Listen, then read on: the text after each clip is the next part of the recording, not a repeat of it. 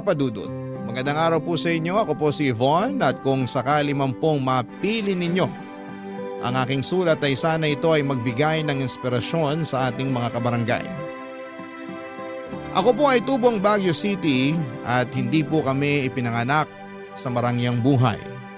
Pero sapat naman po ang kinikita ng mama at papa ko para matustusan ang pangangailangan namin sa pang-araw-araw.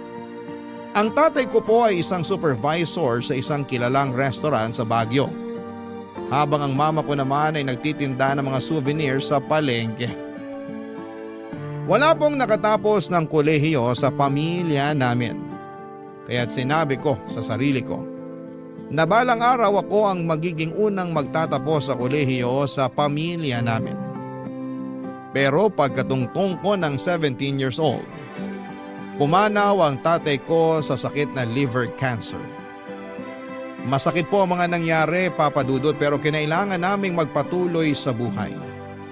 Lalo pong naging mahirap ang lahat at ako po ay tumulong kay Mama sa pagtitinda ng souvenir para matustusan ang aming pang-araw-araw.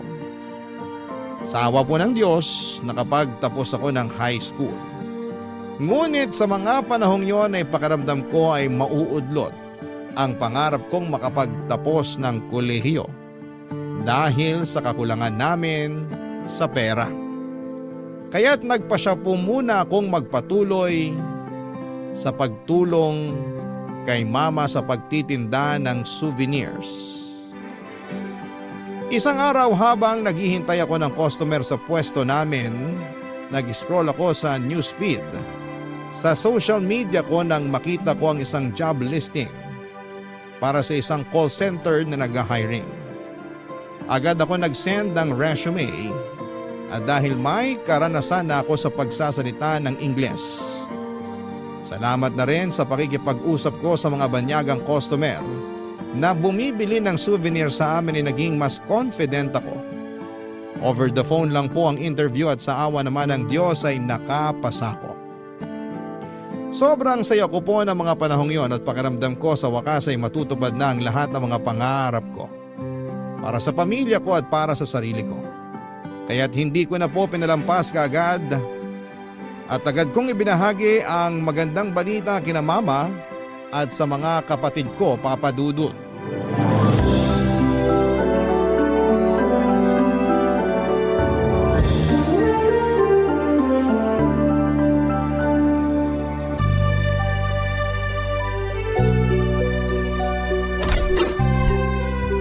Ma, nakapasa ako! Ha? Ano ibig mo sabihin? Nag-apply po ako sa isang call center na nakabase sa Manila. Nakapasa ako sa final interview. Tanggap na po ako sa trabaho. Wow! Congrats, ate! Thank you, Bunso. Para rin sa atin to. Sandali lang, ate. Manila? Ang layo nun ah. Ba't di ka nalang mag-apply sa mga call center dito sa Baguio? Mas malaki kasi ang offer sa Manila. Mas mabilis matutupad ang mga pangarap natin pag doon ako magtatrabaho, Bunso. Alam mo naman na matagal na natin gustong magkaroon ng sariling negosyo. Para sa ganun, hindi na namin kailangan ni Mama na magbenta ng mga souvenir sa palengke. Kung sa bagay, tama ka dyan. Sige nak, ikaw bahala. May tiwala naman ako sa'yo eh. Ah, nga po pala, Ma. Gusto ko na rin po sanang pag-aralin si Rafi sa kolehiyo sa susunod na pasukan. Talaga, ate? Oo, Bunso. At ako na ang sasagot sa tuition fee mo. Iba pa rin talaga pag nakapagtapos. Kaya mag-aral ka ng mabuti, ha? Gusto kong siguraduhin na maganda ang magiging kinabukasan mo. Pangako po, ate. Mag-aaral ako ng mabuti. Thank you talaga. Huwag po kayong mag-alala dahil magpapadala rin po ako sa inyo. Sige anak, salamat ha. Maaasahan ka talaga. Ay nga pala, nakahanap ka na ba ng titirhan mo sa Manila? Kinausap ko na po yung dati kong kaklase sa high school tungkol dyan. Uupa po ako ng kwarto doon sa tinitirhan niyang boarding house sa QC. Mukhang planado mo na nga ang lahat ng to ha. Sige anak, basta mag-iingat ka doon. Opo, Ma. Simula nung namatay si tatay, wala na akong ibang hinangad at ginusto kung hindi ang guminhawa tayo sa buhay. Ayoko na habang buhay na lang po kayo nagtitinda ng mga souvenir sa palengke. At pag nakaipon na po tayo, magtatayo tayo ng maliit na sari-sari store. Naiintindihan kita nak. Kahit ako, sawang-sawa na rin ako sa buhay na isang kahig isang tuka. Wala rin naman akong magawa kasi hindi naman ako nakapagtapos sa pag-aaral. Huwag kang mag-alala, Ma. Hindi pa huli ang lahat. Pag nakapagtapos na si Rafi sa kolehiyo, ako naman ang babalik sa pag-aaral. At unti-unti na rin nating papalakihin ang matagal na nating pinapangarap na sari-sari store. Mabuti naman kung ganun, nak. Teka lang ate, sigurado ka na ba na gusto mong magtrabaho sa call center? Marami ako naririnig na mga kwento tungkol dyan. Bisyo, kabitan, mga nangungutang na hindi nagbabayad at kung ano-ano pa. Hindi lang call center ang may ganun, bunso. Kahit anong trabaho pa yan, talagang may mga challenges. Ang mahalaga, matutunan mong mag-handle ng pressure at hindi ka matatangay ng mga maling gawain. Kaya natin to. Pero kakayanin mo ba talaga ang puyat, ate? Kakayanin ko syempre para sa'yo at para kay Mama. Masaya ako, nak, na sa wakas. Matutulungan mo na rin kami ng kapatid mo. Alam mo naman, hindi na ako bumabata. Ikaw na lang talagang natitira naming pag-asa eh. Hindi ko na talaga alam ang gagawin ko kung wala ka. Gaya nga ng sabi ko, Ma, wala na akong ibang hinangad kung hindi ang makaraos tayo. Muli tayong babangon, Ma. Pero ate, wag mo rin kalimutan ang sarili mo ha. Basta kung kailangan mo nang makakausap, tawagan mo lang kami. Syempre naman, bunso. Sobrang mamimiss ko kayo. Ito talaga si ate ang OA. Sa Manila ka lang naman magtatrabaho. 6 hours lang naman ang pagitan natin. Tsaka na ako iiyak kung mag-a-abroad ka na. Loko-loko ka talaga. Pero seryoso ate, mamimiss din kita. Nga pala, nak, kailan ang alis mo? Sa Makalawan na po, Ma. Sige, basta mag-iingat ka doon ha. Paplansyahin ko lang yung mga damit na dadalhin mo. Sige po, Ma. Salamat. At ikaw, Rafi, magpapakabait ka dito, ha? Huwag mong bigyan ng sakit ng ulo si Mama. Ako pa ba? Huwag kang mag-alala ate, akong bahala. Basta, lagi ka magte-text sa akin, ha? Opo ate. Sige na, matulog ka na. Maghahanda pa ako ng mga gamit ko. I love you, bunso. I love you too ate. Agad akong lumuwas papunta ng Maynila noong Makalawa at sinundo ako ng isang kaklase ko sa bus terminal. Magaan naman ang mga unang linggo ko sa boarding house. At buti na lamang at napakiusapan ko ang may-ari ng boarding house na pumayag na bayaran ko siya kapag dumating na ang unang sahod ko. Maayos rin naman ang takbo ng trabaho ko sa call center at kalaunan ay nakapasa ako sa training at naging regular na empleyado. Pero papadudot, ang hindi alam ni Mama at Rafi ay hindi pala ganong kalaki ang sahod. Lalo na kung baguhang kalabang at wala pang experience. Marami kasi ang nag-iisip na kapag call center ay malaki kaagad ang kita at akala ko ay ganon din noong una. Pero nang dumating ako sa Maynila para pumirma ng kontrata ay doon ko lang nalaman na hindi pala ganong kalaki ang offer. Lalo na sa mga bago sa industriya at lalong-lalo na kung marami kang pinagkakagastusan. Wala akong naging choice noon dahil karamihan sa mga hiring na call center ay naghahanap ng mga applicants na second year college level at pataas. Naisip ko na lamang ng mga panahon yun na sobrang swerte ko at nakahanap ako ng kumpanya na tumatanggap ng high school graduate. Sa kabila ng mga pagsubok ay hindi ko pa rin tinigilan ang pagtupad sa mga pangarap ko. Hindi ko na mabilang kung ilang beses din akong nag-overtime para makapagpadala ng pera kay Rafi para sa pag-aaral niya at kay Mama para sa pangarap namin na magkaroon ng sari-sari store. Halos wala nang natitira sa sahod tuwing kinsenas.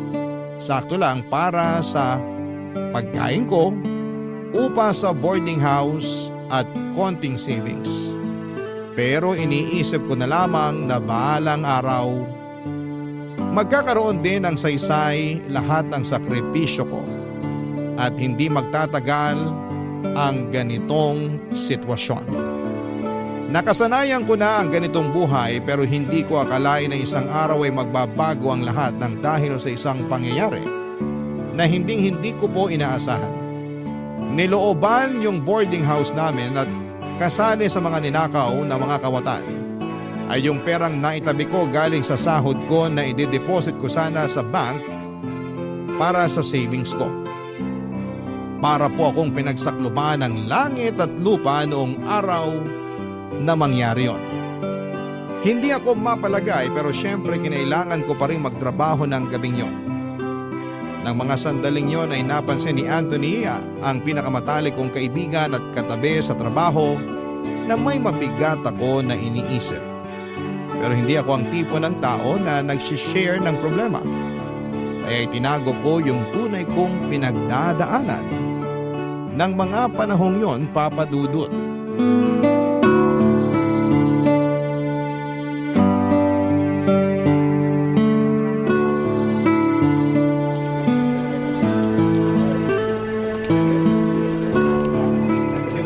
Thank you for calling. Have a nice day.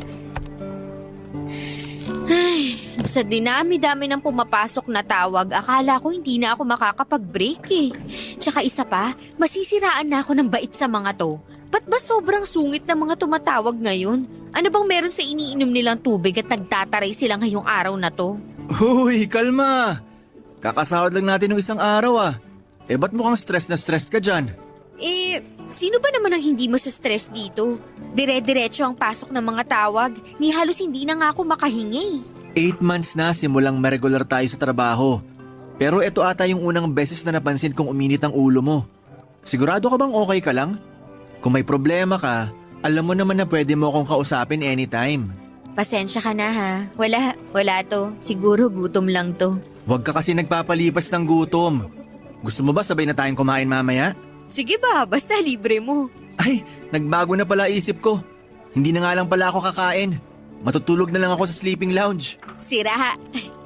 Pero seryoso, natutulog ka ba talaga sa sleeping lounge? Hindi pa eh. Bulong-bulungan kasi dito sa office na may agent daw na pumunta ng sleeping lounge para umidlip saglit. Tapos after a few days, hindi na daw makontak ng family niya yung agent. Tas ayun, nakita na lang siya sa sleeping quarters pero mga 3 days na siya dun at matigas na ang katawan. Nakakaloka, totoo?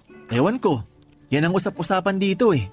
Nakakaawa naman. Pero hindi na ako magugulat kung sakaling totoo man yan. Paano ba naman? Puyat at stress ang kalaban mo sa trabahong to. Kaya nanggigigil ako kapag nakakarinig ako ng taon na iniismol o ina-underestimate ang mga tulad nating call center agents. Kung tutuusin, wala rin naman silang alam. Naiintindihan kita, sobra. Yung pinsan ko kasi, sinasabing para raw sa mga walang utak yung pagkatrabaho sa call center. Pero di ko na lang pinapansin. Kasi di niya pa naman nararanasan na maging call center agent eh. Baka naiinggit lang siya sa'yo kasi hindi siya nakakapasa ng interview. Biro lang. Pero seryoso, kung tutuusin nga, sa training pa lang, ang dami mo nang dapat aralin eh. Tapos akala ba nila na madali yung tipong kailangan dinig na dinig sa boses mo na masaya ka tuwing kinakausap mo yung customer? Hindi naman sa lahat ng oras masaya tayo, di ba? Ang lalim ng hugot mo ah. Pakiramdam ko talaga may pinagdadaanan ka eh. Sabihin mo na kasi sa akin, ano ba yun? Alam mo, ikaw, ang kulit mo. Eto naman, di na naman ako ibang tao sa'yo, di ba? Ang tagal-tagal na natin magkatabi at magkasama sa trabaho oh. Kaya sige na, makikinig ako sa'yo. Kahit ano pa yan. Ikaw, kalalaki mong tao pero chismoso ka. Uy, grabe ka naman sa akin. Di ba pwedeng concerned lang ako sa'yo? Yung isa kasi nating katrabaho, gusto sana manghiram ng pera. Pero wala naman akong maipapahiram sa kanya. Kaya yun, nag-aalala ako na baka nagalit na sa akin yun. Nako, hayaan mo siyang magalit.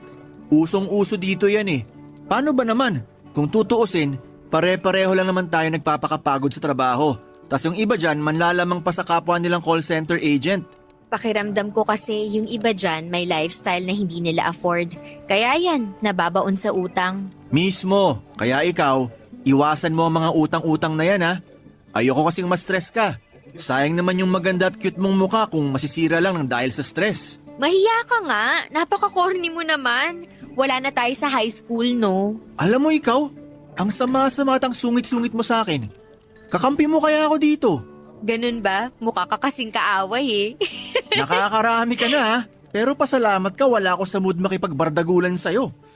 Ay, napuyat kasi ako kagabi. Paano ba naman? May construction sa tapat ng bahay namin. Sobrang ingay. Di ako nakatulog ng maayos. Hala, paano yan? Buhay ka pa kaya pagkatapos ng shift natin? May 7 hours pa bago matapos ang shift natin, oh. Ang sama mo talaga sa akin. Sarap mong kurutin sa pisngi. Siguro matutulog na muna ako sa sleeping lounge. May 10 minutes pa naman bago matapos ang break natin. Sana tabihan ka ng multo. Ipagdasal mo na lang na sana gisingin ako ng multo 10 minutes from now. Siya nga pala, may 10 minutes pa oh. Di ka man lang ba lalabas ng opisina? Okay na ako dito. Antayin ko na lang na matapos ang break natin. Sige, ikaw bahala. Mauna na ako sa'yo ah. Balikan kita after 10 minutes. Naku, kahit wag na. Pagkatapos ng usapan namin na yon ni Anthony Papadudut, may pumasok na ideya sa isipan ko. Wala na akong natirang pera ng mga panahong yon, saktong-sakto lang yung pera ko para sa pamasahe at pagkain. Kaya naisip ko na mas magiging magaan ang buhay ko kung hindi ko na kailangang magbayad ng pamasahe. Kaya naman nakapag-decide na ako na matulog na lamang sa sleeping lounge ng company namin. Pagkatapos ng shift ko noong araw na yon ay nagpaalam ako sa landlord nang inuupahan kong boarding house na aalis na ako at tumuloy na ako sa call center.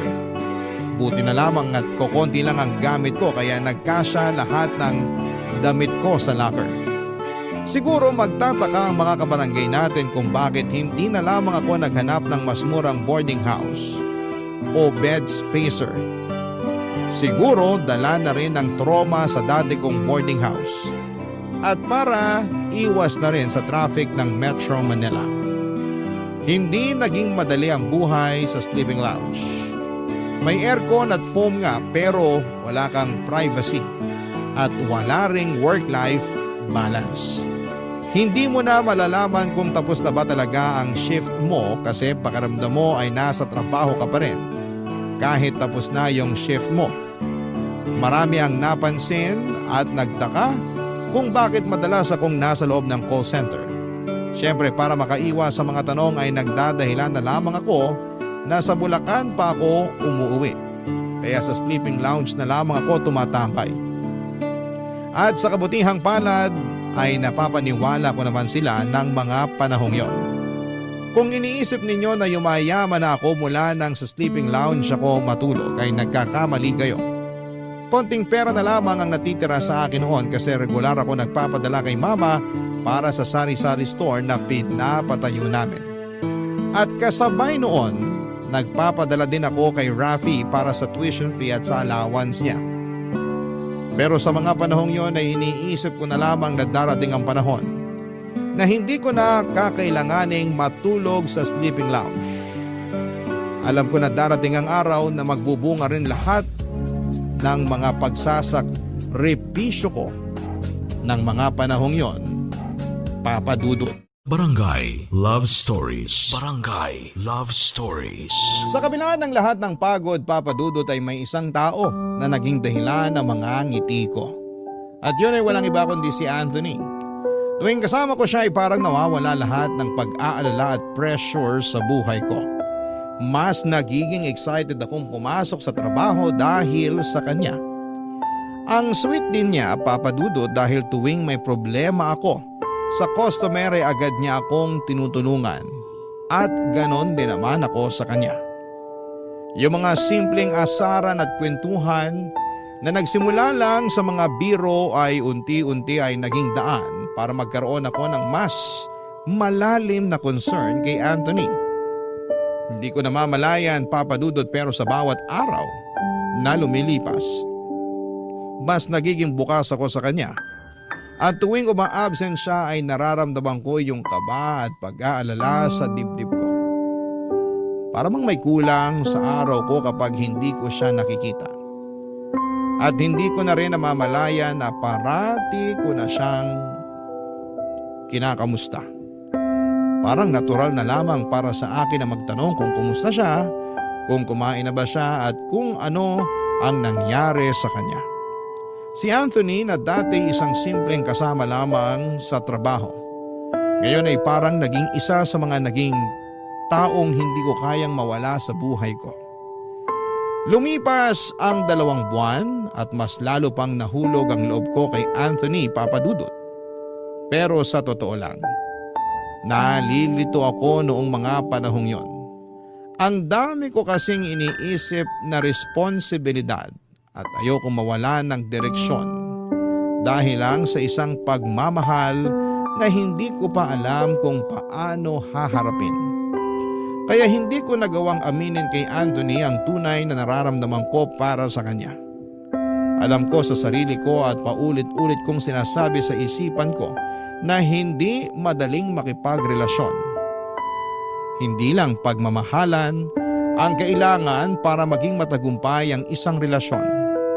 Marami pang aspeto ng buhay ang dapat isaalang-alang para maging matatag at magtagal ang isang relasyon.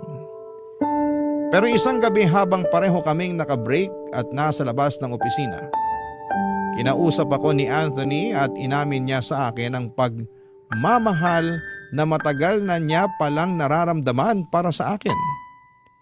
Sa mga sandaling yon ay hindi ko alam kung paano ilalarawan ang nararamdaman ko. Sobrang saya at kilig ang nararamdaman ko sa bawat salita niya. Na para bang kinain ko rin lahat ng mga sinabi ko tungkol sa mga pananaw ko pagdating sa pakikipagrelasyon, Papa Dudut.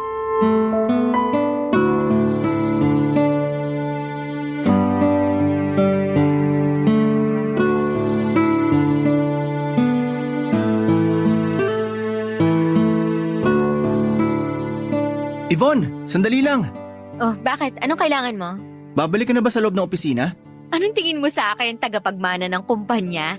Meron pa akong 12 minutes bago matapos ang break, no? Kung ganon, pwede ba kitang makausap? May kailangan akong sabihin sa'yo. Eto naman, ba't napakaseryoso mo? Magre-resign ka na ba? Oh, hoy, huwag mo sabihin magre-resign ka na. Hindi yon, ano ka ba? So ano, mangungutang ka ba? Naku, tigil-tigilan mo nga ako. Heto naman, makinig ka kasi muna sa akin. Bakit ba? Ano ba yun, ha? Ano kasi, Ano? Yvonne, Nakakaloka, huhulaan ko pa ba kung anong nasa isip mo? mahal kita. Ano? Matagal na kitang mahal. I'm sorry pero kakapalan ko ng mukha ko. Ni minsan hindi ka nawala sa isip at puso ko, Yvonne. Ngayon lang ako nagkaroon ng lakas ng loob sabihin sa iyong lahat ng to kasi natakot ako na baka mag-ibang tingin mo sa akin kapag inamin ko sa iyong totoo. Na baka masira ang pagkakaibigan natin kung sakaling sabihin ko sa iyo ang tunay ko na nararamdaman. Well, at least hindi na ako mahihirapan. Ha? Ba't ka naman mahihirapan? Kasi matagal na rin kitang mahal, Anthony. Ano? Nung una, akala ko kasi concerned lang ako sa'yo bilang matalik mo na kaibigan. Pero hindi ko na namamalayan na unti-unti na palang nahuhulog ang loob ko sa'yo. Mahal na rin kita, Anthony. Talaga? Gusto mo bang bawiin ko? Hindi! I love you too, Yvonne! Di mo alam kung gaano ko kasaya ngayon. Gusto kong ipagsigawan sa buong building kung gaano kita kamahal. Subukan mo at talagang tatamaan ka sa akin. Nakakahiya, Anthony. Ano ka ba? Nga pala, Yvonne, matagal ko na pinag-isipan to. At sa tingin ko, oras na rin para sabihin ko sa'yo to. Naku, eto na naman siya. Maghuhulaan na naman kami. Ano ba yan? Tao? Bagay? Hayop? Di rin naman kasi ganun kadali sabihin to, no? Sige na, wag ka nang mahiya. Ano ba yun? Pwede ba kitang ligawan? Depende. May asawa ka na ba? Ha? Dahil kung liligawan mo ko, siguraduhin mo lang na single ka. Ayokong maging kabit, kagaya ng mga naririnig ko na kadalasang nangyayari sa call center. Alam mo, ikaw nakakarami ka na sa akin pero hindi pa ako nakakabawi sa'yo. Pero okay lang yun kasi mahal na naman kita eh. Napaka-corny mo talaga. So, yung tungkol dun sa tanong ko, ano na? Oo na, pumapayag na ako. Talaga? Thank you! Thank you! Uy, hinaan mo nga yung boses mo. Sige na, mauna ka na. Mamaya na tayo mag-usap. Sasagutin ko lang to. Hello? Hello, anak. Kumusta ka na? Hi ate! Kumusta ka na dyan? Miss na kita. Hello, Ma! Hi, Bunso! Miss ko na rin kayo. Okay naman ako dito. Kayo? Kumusta kayo dyan? Ikaw, Bunso, kamusta ang pag-aaral mo? Okay naman ate. Mataas nga ang grades ko eh. Naku, Bunso, keep up the good work, ha? Proud na proud si ate sa'yo. Kayo, Ma, kumusta kayo? Kumusta na yung pinapatayo nating sari-sari store? Okay naman ako, anak. Kaya din ako napatawag na kasi gusto kitang kausapin tungkol sa sari-sari store. Bakit, Ma? May problema ba? Wala naman, kaso kulang yung huling pinadala mo eh. Ha? Paanong kulang, Ma? Ganito kasi yan. Kumuha ako ng 2 pang tao para mas mapadali yung pagpapatayo natin ng sari-sari store. Sakto lang yung pinadala mo nung nakaraan para sa mga materyales. Pero nak, huwag kang mag-alala kasi kapag naipadala mo na ang pera, sigurado ko na mas mapapadali ang pagpapatayo natin ng sari-sari store. Ah, ganun ho ba? Sige po, ma. Huwag po kayong mag-alala. Magpapadala po ulit ako sa inyo pagkatapos ng shift ko. Sige anak, salamat. Sige na ho, kailangan ko na ulit pumasok sa loob. Matatapos na kasi ang break ko. Ma, I love you. Salamat nak, love you too. Bunso, magpakabait ka dyan ha. No problem, ate. I love you. Papadudot, parang ako na ata ang pinakamasayang babae sa buong mundo ng araw na yon.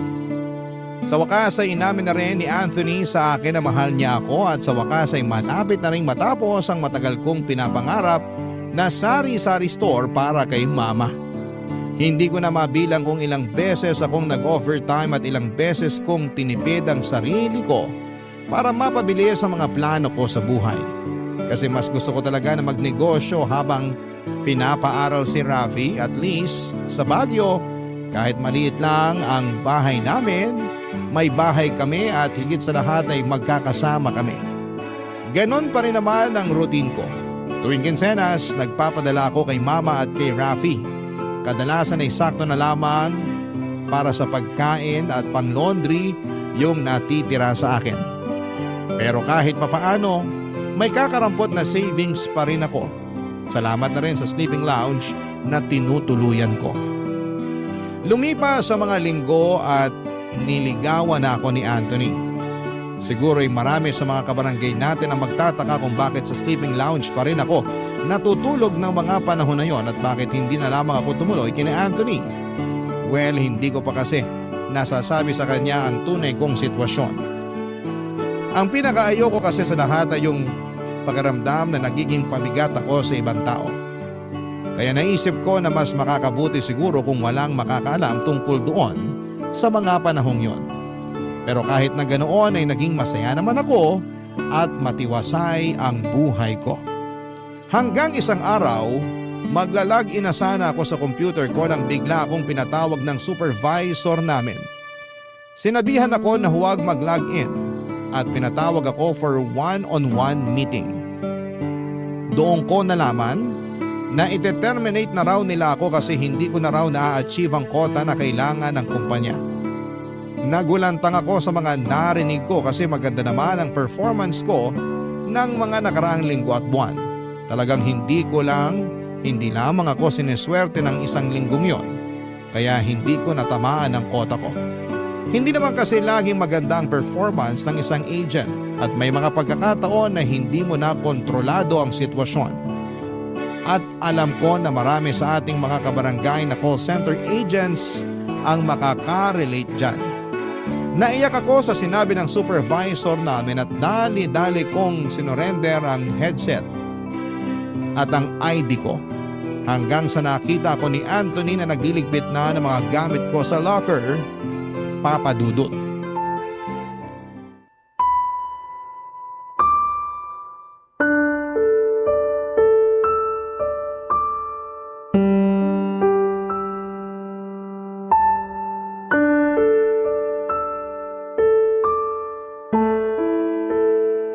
Uy, mahal! Andiyan ka lang pala. Kanina pa kita hinahanap ah.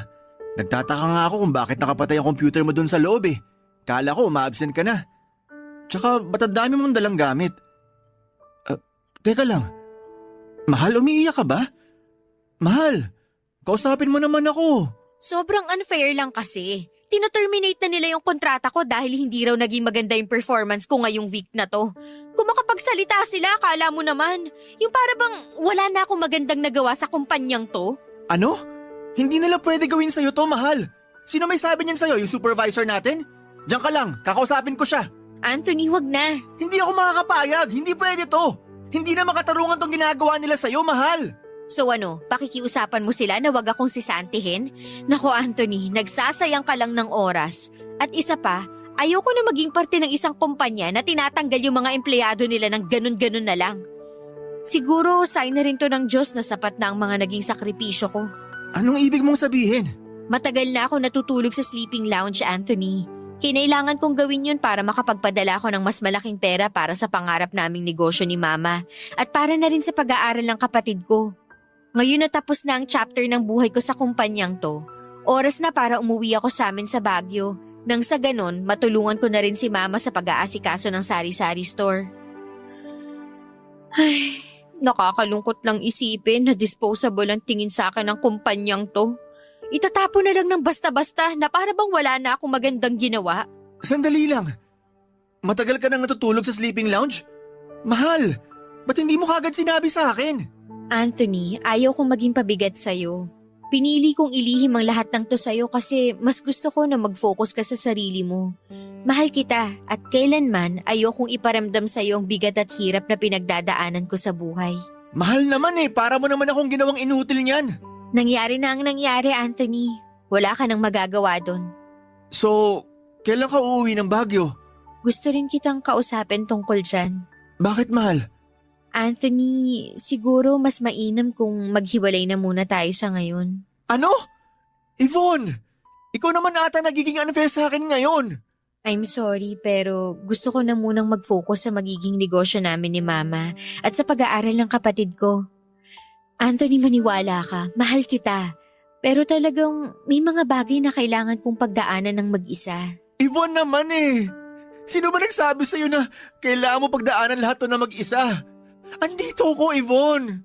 Mahal, please. Huwag mo naman gawin sa akin to. I'm sorry, Anthony, pero buo na ang desisyon ko. Yvonne naman Di mo alam kung gaano kasakit ang ginagawa mo sa akin ngayon. Mahal. Nagmamakaawa ko sa'yo. Huwag mo akong iwan, please. Wala naman tayong problema, di ba? Yvonne, makinig ka sa akin. Hindi mo kailangan gawin to. Andito lang ako para sa'yo. Yvonne, please naman, kausapin mo ko.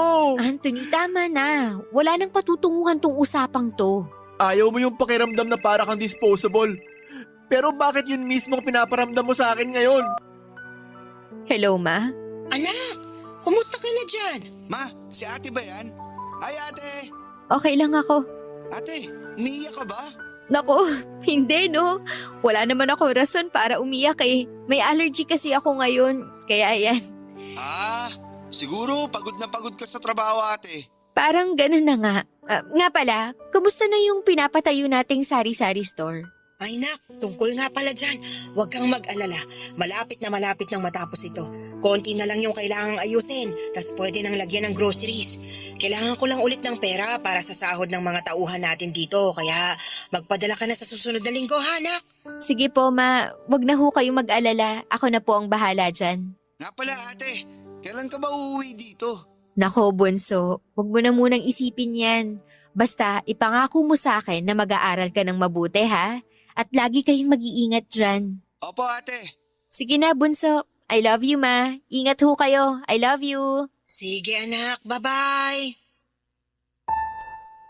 Hindi na po ako nag-abala na sabihin kay Mama at sa kapatid ko tungkol sa bala kong lumuwas ng Baguio, Papa Dudut. Alam ko na sigurado magtatanong sila kung bakit ako uuwi at ayokong sabihin sa kanila na nawalan ako ng trabaho at nakipaghiwalay ako sa boyfriend ko. Kasi hindi ko pa rin ganap na napoproseso ang lahat ng nangyari noong araw na yon. Minahal ko rin po ng buo ang trabaho ko sa call center. Oo, may mga pagkakataon talagang nababadtrip ako sa mga reklamo ng customers at halos nauubos na ang pasensya ko sa mga malditang customers. Pero eto rin ang naging buhay ko sa mahabang panahon. Sobrang unfair ng pagkaka-terminate sa akin pero habang iniisip ko ang mga nangyari, naisip ko rin na kung kaya nilang magpatalsik ng empleyado ng ganon kadali ay baka may mas malala pa silang pwedeng gawin, hindi lang sa akin. Kung hindi sa ibang empleyado rin. Kaya yun na lamang po ang tinanim ko sa isipan ko. Para hindi ko na rin lubos na maramdaman ng panghihinayang at ang sakit sa pagpapatalsik sa akin sa trabaho. Sobrang sakit din para sa akin ang naging desisyon na hiwalayan si Anthony noong mga panahong yon. Siguro'y marami sa mga listeners ninyo ang magsasabi na selfish ako. Pero sa mga oras na yon ay yon ang akala kong pinakamabuting gawin. Ayokong idamay siya sa gulo ng buhay ko at mas pinili ko na lamang na maghiwalay kami kesa magdulot pa ng dagdag na problema sa kanya dahil sa mga pinagdadaanan ko. Naisip ko na baka balang araw kapag naayos ko na ang buhay ko, magkakabalikan kami ni Anthony, pero sa ngayon ay kinailangan kong ayusin muna ang buhay na naiwan ko sa Baguio. Napakasakit po na mawala ng trabaho at alam ko na hindi sapat ang kakarampot na savings ko para makaraos kami. Kaya ang tanging pag-asa ko na lamang ay ang sari-sari store na pinaghirapan kong buuin mula sa simula. Ayokong bumalik sa buhay na isang kahig isang tuka, Papa Dudut, at higit sa lahat ay ayokong maging dahilan pa ang lahat ng ito para magtrabaho pa ang kapatid ko para lamang makapag-aral siya. Kung may dapat magsakripisyo, ako na lamang. Basta siya ay makakapag-aral ng maayos nang walang sagabal. Lahat gagawin ko kahit masakit para sa mga mahal ko sa buhay, Papa Dudut. Kahit ang hiwalayan ang mahal ko. Barangay Love Stories. Barangay Love Stories. Agad kong nilagay ang mga gamit ko sa isang backpack at sumakay na ako ng bus pabalik ng Baguio ng gabing yon. Habang nakaupo ako sa bus ay hindi ko napigilan ang mga luha ko tuwing naiisip ko si Anthony. Sobrang nakakaramdam ako ng guilt sa ginawa ko sa kanya. Pinili kong makipaghiwalay dahil gusto kong protektahan siya, pero paano kung mas lalo pa palang nakasama sa kanya yung desisyon kong yon. Gulong-gulo ang isipan ko habang nasa biyahe at hindi ko alam kung tama ba ang ginawa ko o kung may ibang paraan sana akong ginawa, Papa Dudut. Pero sa kabila ng lahat ng yon, pinili ko na lamang na huwag munang mag-isip ng malalim. Inisip ko na lamang na mamaya ko na aayusin at pag-iisipan ang lahat ng mga bagay sa pag-uwi ko. Napansin ko din ang cellphone ko na may mga text messages mula kay Anthony, pero hindi ko na muna binuksan, Papa Dudut. Ang bigat kasi ng pakiramdam ko. At hindi ko pa alam kung ano ang sasabihin ko sa kanya o kung paano ko siya kakausapin. Gusto ko munang mag-isip ng maayos kasi ayokong magpadalos-dalos at masaktan ko siya ng hindi ko intensyon. Natatakot ako na baka magkasakitan pa kami kung hindi ko siya mabigyan ng tamang sagot. Hindi ko alam kung ano ang susunod na hakbang at iniwasan ko munang buksan ang mga mensahe niya dahil alam ko na ang damdamin ko sa oras na yon ay masyadong magulo pa. Ramdam ko ang sakit sa dibdib tuwing sumasagi si Anthony sa isipan ko. Tinutokso ako ng konsensya ko. Nagdududa kung tama ba ang mga naging desisyon ko. Kung tama bang iwasan siya para hindi siya madamay sa lahat ng mga nangyari. Pero Papa Dudut, hindi ko po akalain na may mas matinding kurot pa palang darating.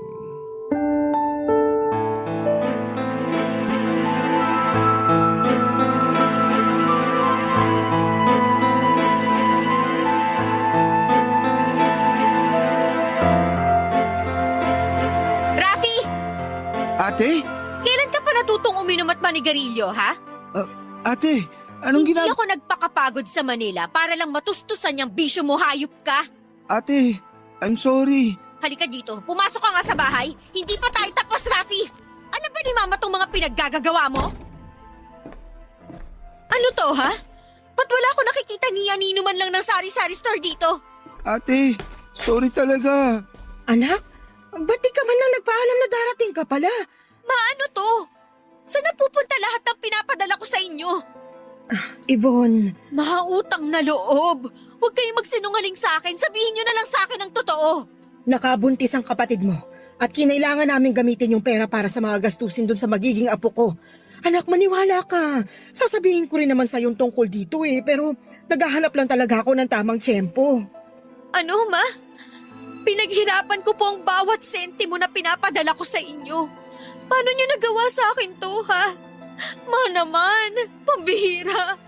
Hindi niyo po alam kung anong kinailangan kong tiisin para lang maipadala sa inyo yung mga perang pinapadala ko. Hoy, Yvonne! Ang kapal ng mukha mo para isumbat sa akin lahat ng pinadala mo. Kung magsusumbatan lang din naman tayo, aba, idagdag mo na rin yung mga panahong kinailangan ko magbenta sa palengke para lang matustusan yung mga pangangailangan nyo, ingrata! At kung labag pala sa loob mo yung mga perang pinapadala mo, di sana simulat sa pool pa lang, hindi ka na nagpresenta na magpapadala ka ng pera sa amin. Ma, hindi hulabag sa loob ko yung mga perang pinapadala ko sa inyo. Desisyon ko po yun. Yung labag po sa loob ko ay kung paano niyo ako nagawang lokohin ng paulit-ulit para sa pera. Nawalan ho ako ng trabaho, ma. Yung sari-sari store na lang po yung natitira ko na pag-asa para kahit papano makaahon man lang tayo sa hirap ng buhay, pero wala na. Lahat ng mga pangarap natin wala na. Naiintindihan niyo ba yon, ha, ma? Sige na, oo. Kasalanan ko na hindi ko kaagad sinabi sa'yo yung tungkol sa magiging apo ko. Nagulat din ako nung sinabi sa akin ni Rafi na nakabuntis siya, pero wala na tayong magagawa doon. Isipin mo na lang na nakatulong yung perang pinadala mo sa magiging pamangkin mo. Ma, naririnig niyo ho ba ang sarili niyo? Kung tutuusin, Yvonne, kulang pa lahat ng pinadala mo kumpara sa perang nagastos ko sa'yo simula nung pinanganak ka. Ang kapal naman yata ng mukha mo para ipamukha sa akin lahat ng naitulong mo. Ma, pasensya ka na pero masisiraan na ho ako ng bait pag nagtagal pa ako dito. Ate, I'm sorry. Pinagkatiwalaan kita, Rafi. Ginawa ko ang lahat para makapagtapos ka ng kolehiyo kasi ayoko matulad ka sa amin ni Mama pagtanda mo. Ayokong maranasan mo yung pakiramdam na hindi ka man lang makaalis sa trabahong sobrang miserable dahil wala kang choice kasi hindi ka nakapagtapos. Pero anong ginawa mo? Tinapon mo lahat ng pangarap ko para sa'yo, hayop ka. Paano mo nagawa sa akin to? Paano? Ate, please. Patawarin mo na ako. I'm sorry. Hindi ko talaga sinasadya. Yung pagsisinungaling nyo ni Mama sa akin, hindi nyo rin ba sinasadya yun? Ha? Sinadya nyo pareho yung panlolokong ginawa nyo sa akin eh. Hindi yun aksidente. Choice nyo pareho yun. Choice nyo pareho ang paikutin ako. Tama na, ayoko na.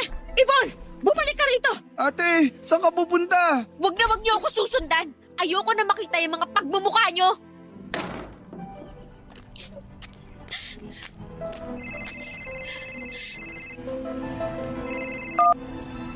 Hello, Anthony? Yvonne, salamat naman.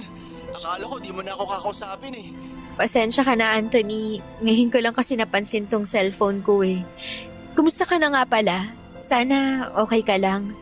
Alam kong medyo harsh at brutal ako nung huli nating pag-uusap. Sorry talaga ha.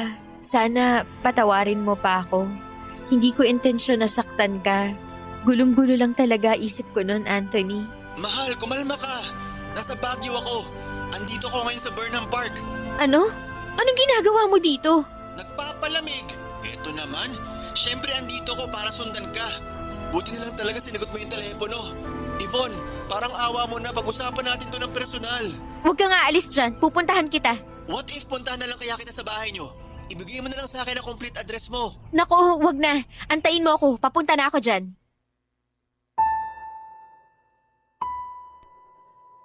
Natuloy ang pagkikita namin ni Anthony sa Burnham Park, Papadudot.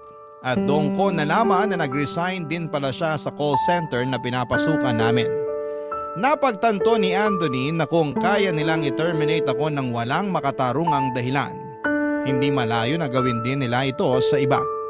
Kasabay ng revelasyong ito ay doon ko na rin ibinunyag kay Anthony ang lahat ng mga nangyari sa bahay. Kung paanong naglahong parang bulang lahat ng pinaghirapan ko.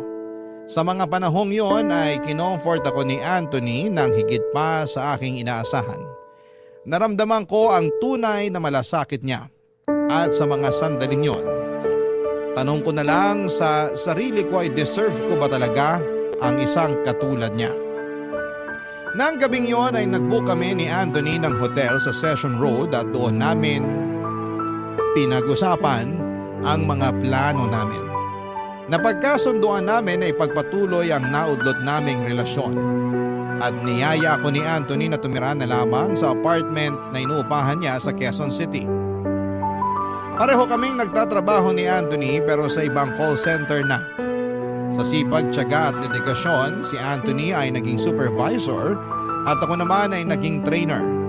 Pagkalipas ng ilang taon ay nag-resign kaming pareho at nakapagpundar na kami ng lupa, bahay at may maliit kaming convenience store. Pinagtutulungan namin ni Anthony na palaguin ang aming negosyo. At sa lahat ng mga biyaya, dumating din ang pinakamagandang regalo, ang aming malusog na baby boy. Ngayon ay masaya at tahimik na ang buhay namin ni Anthony at ang baby boy namin na pinangalanan naming Jeremy. Ngunit may mga pagkakataon pa rin na naiisip ko si mama at ang kapatid ko. Para bang may kaunting galit pa rin ang puso ko tuwing naaalala ko kung ano ang ginawa nila sa akin. Nakakalungkot kasi hindi ko inaasahan na ang pangarap kong buhay para sa aming tatlo ay ibang tao pala ang makakasama ko sa pagkamit nito. Simula nang lumayas ako sa bahay namin ay hindi ko na narinig ang mga boses nila. Ni minsan ay hindi nila ako tinawagan pero nanatili kaming friends ng kapatid ko sa social media. At habang nakikita ko sa mga photos niya na ligtas sila ni mama, iniisip ko na lamang na okay na sa akin yon. Hanggang isang araw sa isang pangyayaring hindi ko inaasahan.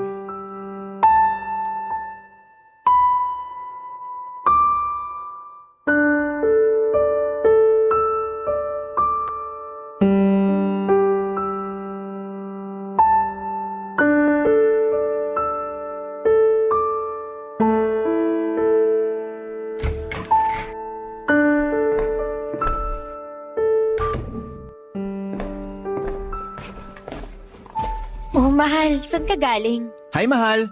By the way, may mga bisita ka. Anthony, sina Mama Trafi yan ah. Paano nila nalaman ang address natin? Sabihin mo sa akin, ikaw ba may kagagawa nito?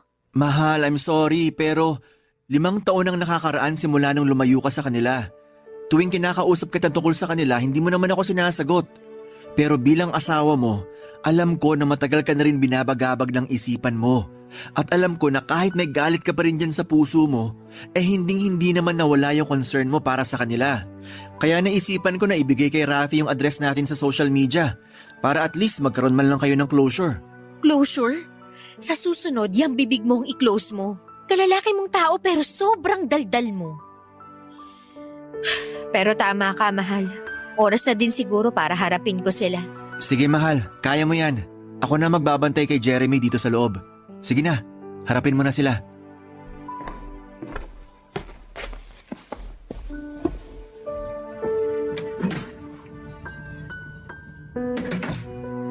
Ma? Rafi? Ate, sobrang na-miss kita. Miss na kita. Yvonne, alam kong huli na ang lahat pero hihingi pa rin ako ng tawad sa lahat ng nagawa ko sa'yo. Hindi ko pinahalagahan ang lahat ng sakripisyo mo para sa pamilya natin. Lahat ng pagod, lahat ng paghihirap mo, binaliwala ako. Nung mga panahon na yon, sobrang saya ko kasi magkakaapo na ako pero hindi ko man lang inisip kung paano ka nasaktan. Kung gaano kang nagsikap para mairaos ang pamilya natin sa hirap. Hindi mo naman obligasyon yun. Lahat ng mga pangarap mo, lahat ng mga plano mo, hindi ko binigyan ng halaga. Anak, sana mapatawad mo ko. Hindi ko na kayang balikan ang mga pagkakamali ko pero sana maramdaman mong lahat ng pagsisisi ko sa lahat ng pagkukulang ko. Ma, thank you. Sobra. I love you. Ate, I'm sorry. Kapakanan ko lang din yung iniisip mo noon at binaliwala ko lahat yun. Ramdam ko na yung bigat ng mga naging desisyon ko sa buhay. Pero ate, mas hindi ko nakakayanin kung magagalit ka pa rin sa amin hanggang ngayon. Siguro hindi ko deserve yung pagpapatawad mo ate. Pero gagawin ko ang lahat para lang mapatawad mo ko. Bunso, tumayo ka nga dyan. Hindi mo kailangan gawin yan. Tumayo ka. Ate. Ma, Bunso, hindi lang kayong may kasalanan dito. Ako rin. Nilamon ako ng pride ko. Nagpadala ako sa galit ko ng 5 taon. Ang laki ng oras na sinayang ko. Sana mapatawad niyo pa ako. Pangako, babawi ako sa inyo. Anak, wala kang kasalanan. Pasensya ka na't ngayon lang tayo nakita-kita ulit. Dahil na rin po sa tulong ni Anthony, Napakaswerte ko talaga sa asawa kong yan. Dahil sa kanya, nagkita-kita ulit tayong tatlo. Huwag mo na siyang pakakawalan, nak. Bihira lang ang mga ganyang klaseng lalaki. Opo ma, tama ka dyan. Ano ba yan? Tigilan na nga natin tong drama na to. Nga pala bunso, eto na ba yung pamangkin ko? Opo ate, 5 years old na po si Scott. Scott? Ang cute naman ng pangalan niya. Nako, sigurado akong magiging matalik na magpinsan sila ng anak ko na si Jeremy. Ipagdadasal ko na lang talaga na sana hindi kasing pilyo mo itong si Scott paglaki niya. Nako, huwag ka nang umasa. Tingnan mo na lang ang mukha ng batang yan. Kamukhang-kamukha ng kapatid mo, di ba? At hindi lang ang mukha, pati na rin yung ugali. Manang-mana sa kapatid mo. Pero at least cute, di ba? Yan ang gusto ko sa iyo ate. Nga pala bunso, nasaan na nga pala ang nanay ni Scott? Ayun, sumama sa Amerikano at hindi na nagpakita sa amin. Wala man lang kaamor-amor yung babaeng yun sa anak niya. Ganun ba? Huwag ka mag-alala bunso, pagsubok lang yan, makakabangon ka rin, promise. Paano ate? Paano pa ako makakabangon kung sinayang ko na yung binigay mong pagkakataon sa akin para makabangon sa buhay? Sige ganito, dito na muna si Baby Scott sa amin. Kami na ni Mama ang bahala sa kanya. Mas mainam na rin yun. At least may kalaro si Baby Jeremy. At gagamitin mo yung opportunity na yon para makabalik ka sa pag-aaral. Talaga ate? Pag-aaralin mo ako ulit? Ay syempre, hindi na. Ganito ang mangyayari. Doon ka magtatrabaho sa convenience store namin ng Kuya Anthony mo. Tapos sa tulong ng kikitain mo, ikaw na mismo ang magbabayad ng sarili mong tuition at ikaw na rin ang bahala mag-budget sa allowance mo, okay? I love you ate! Salamat talaga! I love you too. Pag ikaw hindi ka pa tumino, hindi lang sampalang aabutin mo sa akin. Nagkakaintindihan ba tayo? Opo ate! Thank you! Thank you talaga!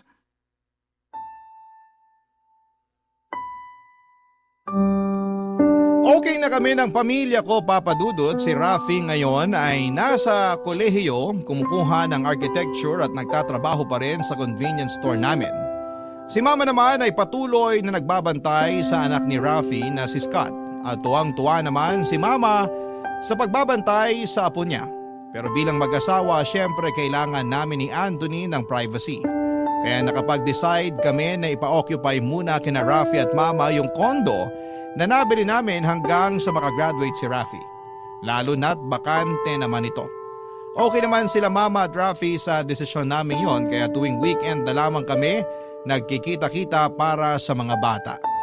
Tungkol naman sa naiwang bahay namin sa Baguio ay pinag-iisipan pa namin kung ipaparenovate o ibebenta. Siguro magbibigay na lamang po ako ng update sa inyo sa mga susunod na taon kung sakaling mabasa nyo pa ito. Para sa akin naman, nagbalik na ako sa pag-aaral at kumuha ako ng kursong journalism. Medyo mahirap pagsabayin yung pagbabantay ng bata at pagtitake ng classes at pagpapatakbo ng convenience store, pero kinakaya ko dahil na rin sa tulong ng asawa ko na si Anthony. Minsan nga ay tinatanong ko pa rin yung sarili ko kung deserve ko ba talaga ang magkaroon ng sobrang bait na asawa na katulad niya. Marami po akong na-realize sa dinami-dami ba naman ang nangyari sa akin. Pakiramdam ko po ay magiging kasing kapal ng encyclopedia itong letter ko kung iisa-isahin ko yung mga natutunan ko sa buhay. So siguro isang mahalagang aral na lamang muna ang gusto kong ibahagi sa ating mga kabarangay ngayon. Sa pagiging magulang ko ay na-realize ko na ang pagiging magulang ay hindi lang isang responsibilidad, kundi isang malalim na pagdedesisyon na may malaking epekto hindi lamang sa atin kundi sa mga anak natin, sa kanilang kinabukasan at maging sa komunidad. Kung sakali man pong matanggap ninyo ang aking sulat, Papa Dudut, taos-puso po akong nagpapasalamat sa inyo sa pagbigay ninyo ng pansin sa aking kwento. Ang inyong forever kapuso at kabarangay, Yvonne. Dear Papa Dudut, magandang araw sa inyo at sa lahat ng mga katulad kong panatiko ng Barangay Love Stories. Tawagin niyo na lamang po ako sa palayaw kong Athena. 35 years old at isang call center agent dito sa Makati. Matagal ko na talagang pinag-isipan kung magpapadala ba ako ng sulat sa inyong istasyon. Nang sa ganon ay mabasa ito ni Papa Dudut at makahingi na rin ng payo sa ating mga kabarangay. Kailangan ko rin kasi dahil medyo naguguluhan ako sa kung ano ang dapat at tama kong gawin. Bali magsisimula ang lahat sa pagiging bigo ko sa pag-ibig. Hindi man ako perpektong tao pero hindi naman ako gumagawa ng masama, Papa Dudut. Kaya nagtataka ako kung bakit maila pa rin sa akin ang swerte na makatagpo ng lalaking magmamahal sa akin ng totoo. Simula nang ma-in love ako ay nakatatlong boyfriend na ako. Bago ko nakilala ang nakarelasyon kong lalaki for 5 years. Live-in na nga kami at ready nang mag-level up sa aming pagsasama, kaso noon lang pong 2019 ay merong nangyari na hindi ko po inaasahan, Papa Dudut.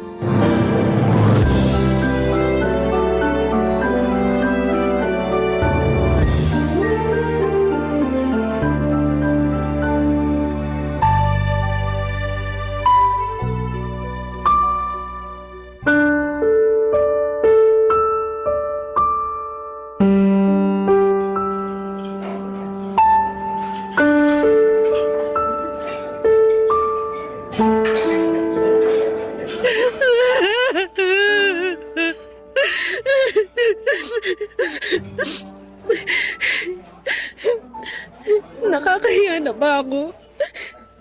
Masyado na ba ako maingay umiyak? Baka pinagtitinginan na ako ng ibang tao Sabihan mo ko. Ibang klase, nakuha mo pang isipin ng ibang tao, nasa ruro ka na nga ng emosyon mo. Siyempre hindi naman iyakan tong restaurant na kinainan natin. Baka mamaya masyado na akong agaw eksena. Hindi pa naman ganun karami yung mga tao, tsaka hindi ka naman agaw eksena umiyak kaya ayos lang. Sure ka Oo nga, ayaw mo pa yata maniwala Hindi naman sa ganoon pero Pero hindi mo naman mapipigilan yung damdamin mo. Masakit yung nangyari sa kwento mo, diba? gumuho mundo ko nung inatake sa puso at namatay ang fiancé ko, Besh. Ang sakit-sakit. At hanggang ngayon, hindi pa rin ako makamove on. Hindi pa naman matagal simula nang mangyari yun, kaya okay lang kahit hindi ka agad makapag-move on. Tsaka wala namang tamang panahon na dapat nakausad ka na, lalo masakit yung nangyari. Kahit ako gulat na gulat, tsaka hindi rin makapaniwala. Ikakasal na kayo, diba? Oo. Akala ko pa naman magkakaroon na kami ng happy ending. Kaso, nauna siyang mag-end. Sige, iyak mo lang. Ano ba kasing kamalasan ang meron ako sa pag-ibig? Hindi ka malas. Bakit mo sinasabi yan? Naisip ko lang naman kasi yung unang 3 na nakarelasyon ko, kung hindi ako niloko, pinagpalit sa iba, iniwan ako. Ginawa ko naman lahat. Nagpakasubmissive ako sa kanila kahit wala sa bokabularyo ko yun. Tinanggap ko rin yung mga kapintasan nila at yung mga pagkukulang sa relasyon namin kasi wala naman talagang perpekto sa mundo. Kahit ako, hindi rin ako perpekto. Minahal ko sila ng sobra-sobra. Higit pa sa sarili ko, pero anong ginawa nila sa akin? Sinaktan nila ako. Akala ko hindi na ako makaka-move on. At minsan ko na rin sinabi sa sarili ko na ayoko nang pumasok sa panibagong relasyon. Alam mo yun, di ba? Sinabi ko yun sa'yo. Oo, lasing ka pa nga nun. Saka nagsisisigaw na kamo, ayaw mo nang ma-in love ulit. Oo, pero kinain ko lahat ng mga sinabi ko nung nakilala ko yung fiancé ko. Aminin ko naging masaya naman ako nun sa relasyon namin. Hindi super bongga kasi wala naman talagang ganong relationship. Pero nung nag-propose siya sa akin at tinaya niya ako magpakasal, alam ko na sa sarili ko na handa na ako. At hindi ko lang napaghandaan. Yung mamamatay pala siya bago pa man kami umabot sa altar. Kundi ba naman talaga tinamaan ng lintik? Hindi talaga natin masasabi ang buhay. Oo nga Kaso ang unfair lang kung iisipin. Ayun, hindi ko tuloy mapigilan mag-isip na baka maalas ako o sinampa ako pagdating sa pag-ibig. Gusto ko lang naman na makakasama habang buhay. Kaya lang mukhang tinadhana yata na maging mag-isa ako. Kagaya ng kamatayan, hindi rin natin masasabi ang tungkol sa bagay na yan. Pero sana kung ano man ang mangyari pagkalipas ng mga taon, kung ma-in love ka man ulit o manatili na lang na single maging masaya ka pa rin. Ewan ko. Hindi ko alam kung magiging masaya pa ulit ako. Kasi kung oo, sana ngayon na. As in, ngayon na sana. Pero alam ko hindi naman mapupuwersa ang sarili ko na maging masaya kung malungkot at masakit ang nararamdaman ko. Kaya nga, damhin mo lang kung ano yung nararamdaman mo ngayong oras na to. Mas magiging madali kasi yun para sa'yo kung mas tanggap mo na sa sarili mo yung nararamdaman mo. Tao tayo, hindi tayo robot na walang emosyon. Basta, kahit ano mangyari, nandito ako para makinig sa'yo.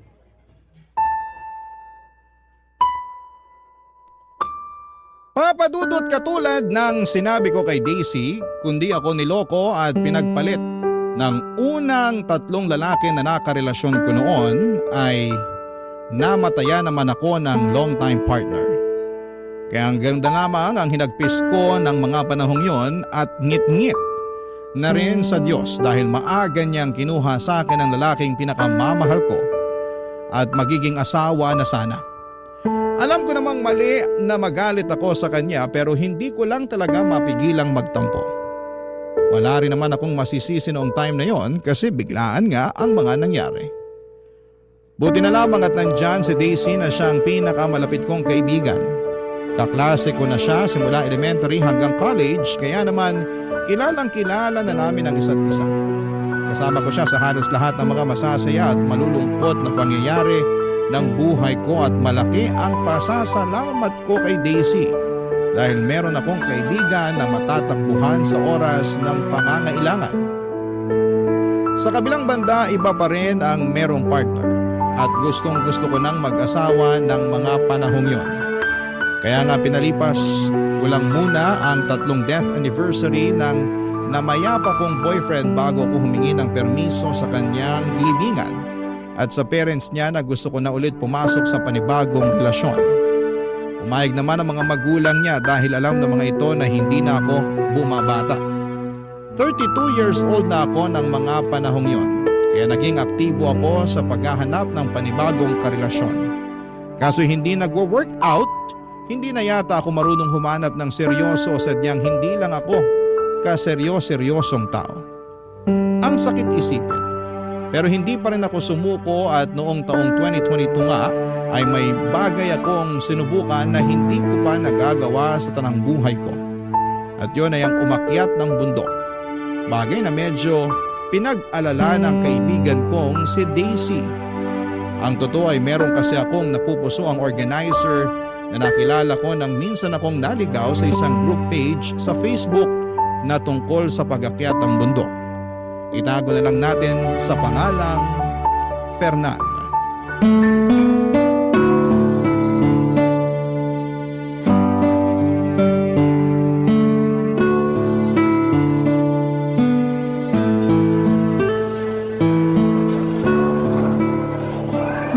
Grabe! Namiss ko ang burger nila rito. Buti nilang nayaya kitang samahan akong kumain. Buti rin sumama ako. Nai-stress ako sa asawa ko Bakit? Ano na naman bang ginawa ng kulokoy na yun? Nahuli ko na namang nang bababae. At pinatawad mo na naman. Ano pa nga ba? Ay, Tanga.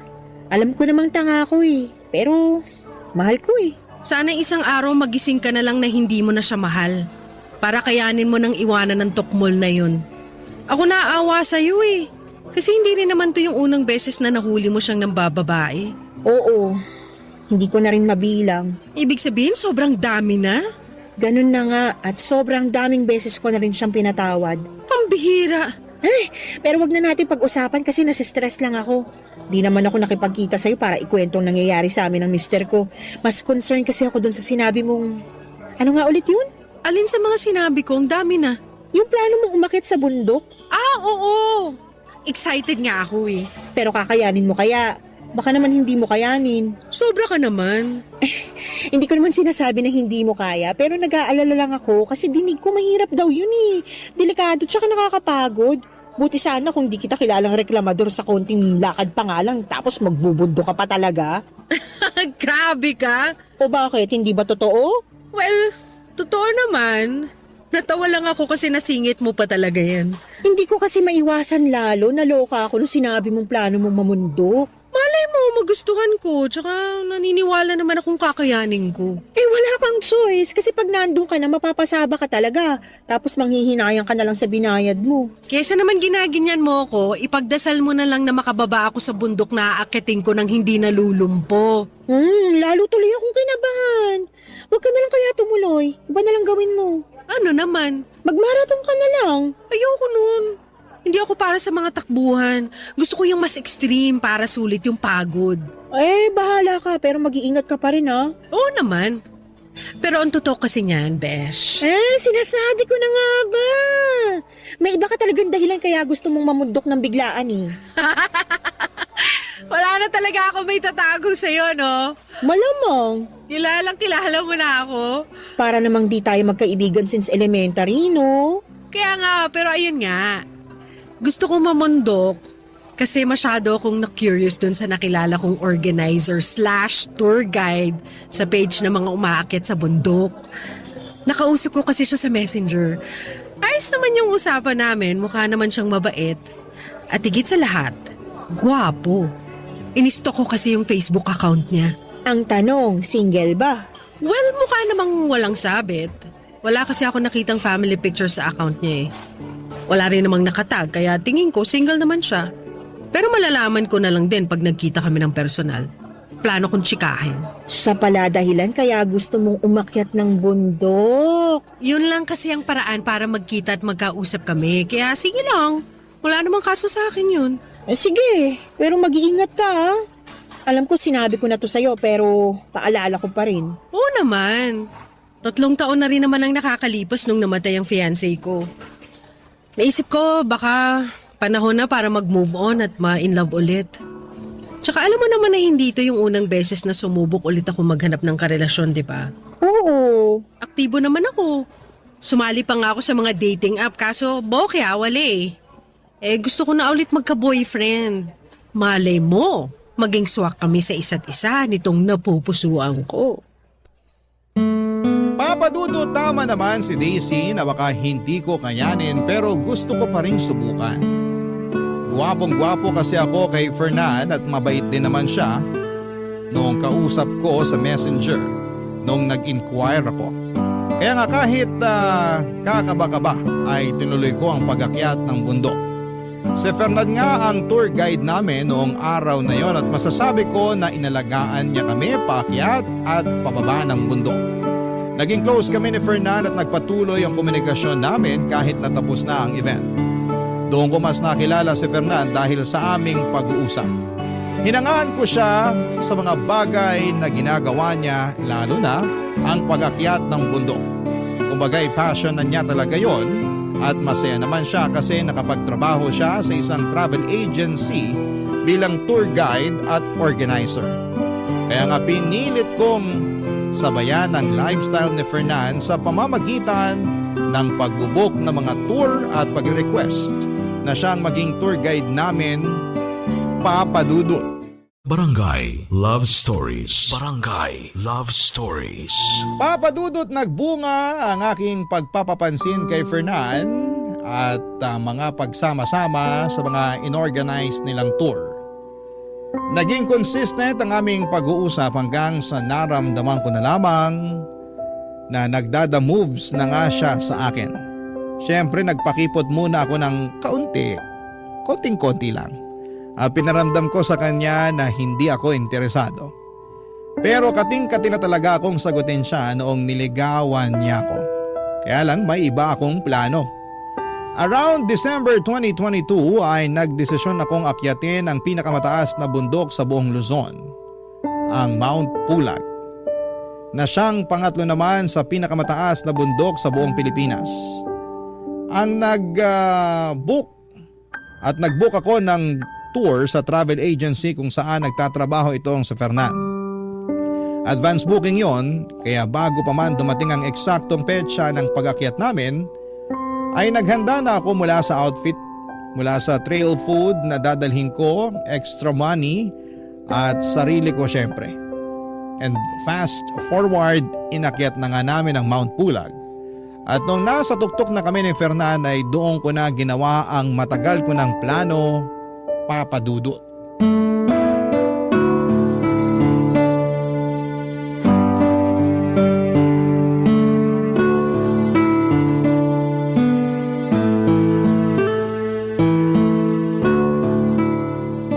Ayaw mo na ba ulit magpa-picture doon sa signboard?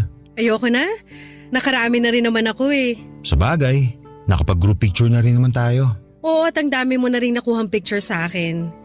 Kaya gustong-gusto kong sumasama sa tour nyo kasi may instant photographer na rin kami.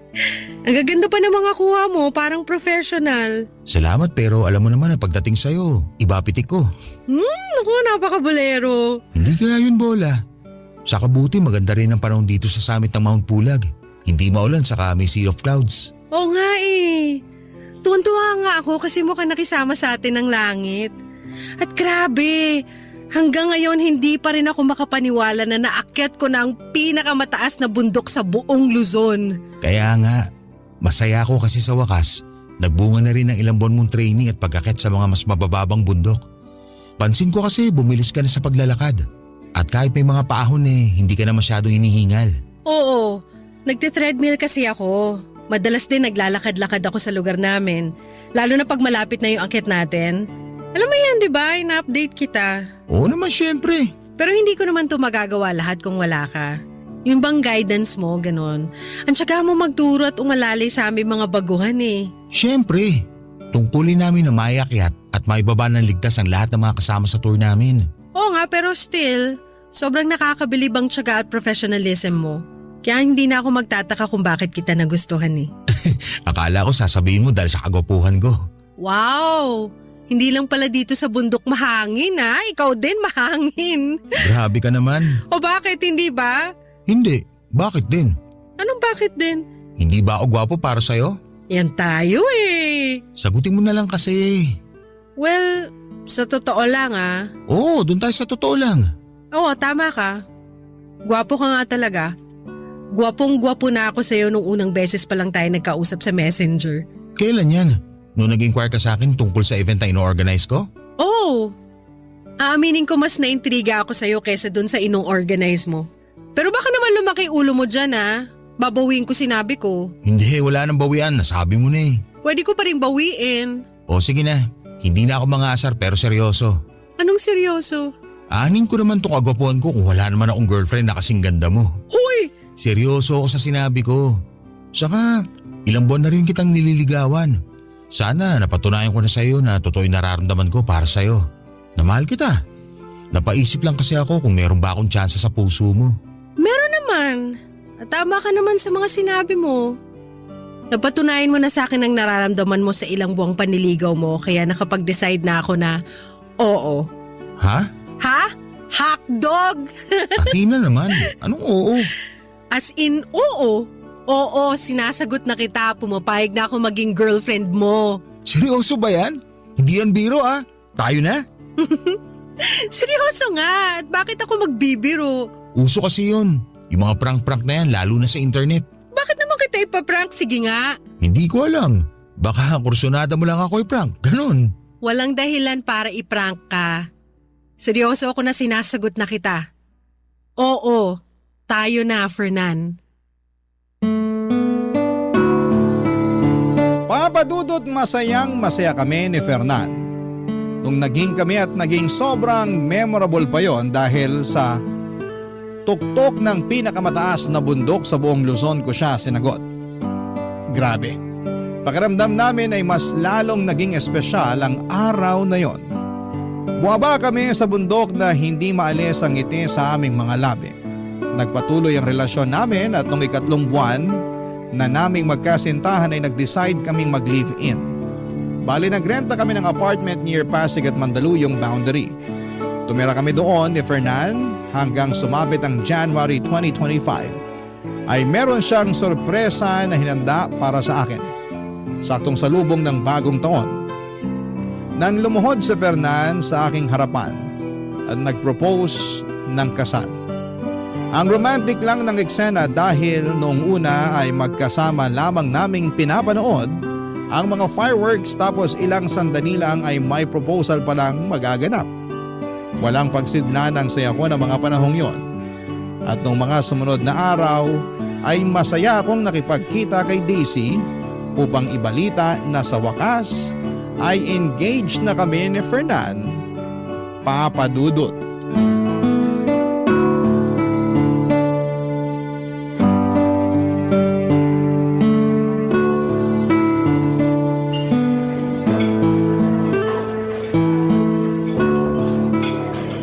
Wala ka bang napapansin sa mga daliri ko, Besh? Ano bang meron? Ayan o, tingnan mong mabuti. Bagong manicure ka. Ganda ng nail art mo Saka Tanga, hindi yan ang gusto ko ipakita. Ano ba kasi yun? Tignan mong mabuti. Sige ka, magtatampo ko pag hindi mo napansin. Teka, ito na nga OMG! Totoo ba yan? Totoong totoo, engaged na kami ni Fernan. Nag-propose siya nung New Year's Eve. Siyempre hindi muna ako nag-upload ng mga pictures sa Facebook kasi plano kong sa'yo muna unang ibalita. Thank you kasi pumayag ka makipagkita sa akin ngayon. Wala yun. Na-appreciate ko naman na sa akin mo unang sinabi. Na-appreciate mo ba sa lagay na yan? Mukha ngang hindi ka naman masaya. Sorry, Besh, pero ang hirap naman kasing maging masaya lalo may nalaman ako tungkol dyan kay Fernan. Anong nalaman mo? Hindi ko agad sinabi kasi tsumitsempo pa ako. Hindi ko lang akalain na magpo-propose siya sa'yo ngayong taon. Natural, magkarelasyon kami. Tsaka ano ba kasi ang nalaman mo tungkol kay Fernan? Sabihin mo na lang kaysa ang dami mo pang sinasabi dyan. Unfaithful sa'yo yung boyfriend mo, Besh. Ano ka mo? Ganito kasi yan. May nakita kong post sa isang Facebook group tungkol sa pag-akyat ng bundok. Nakapublic naman yung group page nila kaya lumabas sa timeline ko. Nung chinek ko, hindi ka naman member doon kaya malamang hindi mo yun nabasa. Ano nga yung nabasa mo dun sa post? Kalma ka lang pwede. Parang kulang na lang kainin mo na ako ng buhay. Paano ko kakalma yung sinisiraan mo yung boyfriend ko? Hindi ko sinisiraan ang boyfriend mo. Siya ang sumira sa sarili niya. Lalo hindi ko lang isang beses nabasa ang pangalan niya dun sa mga post na may kinalaman sa pag-akyat ng bundok. Blind item nga siya dun Sabi dun sa mga post, may isang organizer daw na mahilig mangharot ng mga joiner. Nakikipag-usap daw tungkol sa tour tapos sa huli, makikipaglandian. Hindi ako naniniwala sa mga sinasabi mo. Hindi kita pinipilit na maniwala pero wala ka bang napapansin kakaiba kay Fernan? Wala! Kaya nga hindi ako naniniwala sa'yo. Tsaka malay mo, kapangalan lang niya yung sinasabi dun sa post. Hindi lang naman siya yung nag-iisang Fernan sa mundo, no? Alam ko naman yun, pero may iba kasi ako nababasa na dinidescribe yung Fernan na sinasabi nila At naisip mo na agad na yung boyfriend ko ngayon? Oo. Bang klase? Hindi ako makapaniwala na ganyan ka pala. Anong ganito ko? Na masyado ka nagpapapaniwala sa mga blind item. Tapos na pangalanan lang naisip mo na agad na boyfriend ko? Kaya nga tinatanong kita kung wala ka bang napapansin sa boyfriend mo, di ba? Sinabi ko na nawala, di ba? Alam mo masyado kang mapanira. Sinisiraan mo yung boyfriend ko sa akin? Binibigyan lang kita ng warning. Anong klaseng warning yan sinisira mong relasyon namin? Tinaon mo pa talaga nakaka-propose lang niya. Para ano? Para hindi matuloy ang kasal namin? Napakasama mo namang tao. Naturingan ka pa namang kaibigan. Sorry, pero malakas lang talaga ang kutob ko na iisang taong tinutukoy nila sa blind item at ang boyfriend mo. Kilala mo naman ako, di ba? Hindi ako nag-iimbento. Tsaka, kung gusto mo, ipapakita at ipapabasa ko sa iyo yung mga screenshot ko tungkol dun sa issue Ikaw na lang ang magsabi kung nagsisinungaling ako. Papadudot kahit na may pinakitang mga screenshot si Daisy ng issue na nabasa niya sa isang group page sa Facebook at binanggit nga doon ang pangalan ni Fernan, ay hindi pa rin ako naniwala. Naka-anonymous kasi ang post tapos ay naisip ko na baka sinisiraan lang ang fiancé ko. Kung totoong siya nga ang tinutukoy doon. Palibhasa ay sikat na sikat siya at kilala talagang organizer at tour guide. Nagalit din ako kay Daisy dahil sinira niya ang mood ko na dapat ay masaya ng araw na yon. Naisip ko na baka gusto lamang niya na hindi matuloy ang wedding namin ni Fernan. Kasi kahihiwalay lang nila ng asawa niya noong 2024. Baka gusto niya na pareho kaming maging single at miserable. Hindi naman tama yon kasi kung totoo ko siyang kaibigan, ay wala siyang ibang gugustuhin kundi ang maging masaya ako, Papa Dudut. Barangay Love Stories. Barangay Love Stories. Papa Dudut, hindi ko na nga kinausap si Daisy ng mga panahong yon. Kahit chat siya ng chat sa akin sa Messenger. Basta iritado ako sa kanya at pakiramdam ko. Anumang sandali ay sisirain niya ang kaligayahan ko. At kahit na nagsorry na siya sa akin at gusto lang daw niya akong makita para masamahan ko siya, dahil malungkot siya sa paghihiwalay nila ng asawa niya ay binaliwala ko siya. Ayaw kong malungkot kasama niya kaya tiniis ko na hindi siya kitain habang abala sa paghahanda ng wedding namin ni Fernan. Civil wedding lang ang plano namin gawin kaya sa reception na lamang kami bumawi at sa honeymoon. Ayoko kasi ng ingranding kasal at ganon din naman si Fernan. Sa April 2025 na sana ang plano naming pagpapakasal. Kaso around March ay may nangyari. Isang araw ay nagaya ang mga kaibigan ni Fernan ng jamming at house party overnight sa condo unit ng isa nilang barkada. Mga dati silang kaklase ni Fernan na ipinakilala na rin naman niya sa akin kaya tiwala ako na nasa mabuti siyang kamay. Pinasasama nga niya ako kaso panggabi ako noon sa trabaho at ayokong umabsent. Kaya si Fernan na lamang ang pinapunta ko basta mag-update lamang siya sa akin. Wala naman akong trust issue sa fiancé ko at malaki ang tiwala ko sa kanya, Papa Dudut. Alas 6 ng umaga ang out ko noon sa trabaho at nung umuwi ako ay nasa apartment na namin sa Fernan. Tulog na tulog at mukhang lasing na lasing. Buti na lamang at hinatid siya sa bahay ng mga barkada niya.